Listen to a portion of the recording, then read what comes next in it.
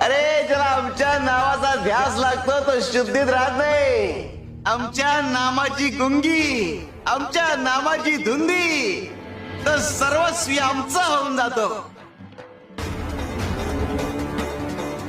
ज्याचे भाग्य चांगलं असेल त्याला आमच्या नामाचा छंद लागेल आणि त्याच्या मुखात सतत नाम जप असेल. आमच्या नामाची गोडी निर्माण होईल. ध्यानी मनी स्वप्नी ही नाम संजीवनी वदनी असेल. त्याला निरंतर सुखाची प्राप्ती होईल.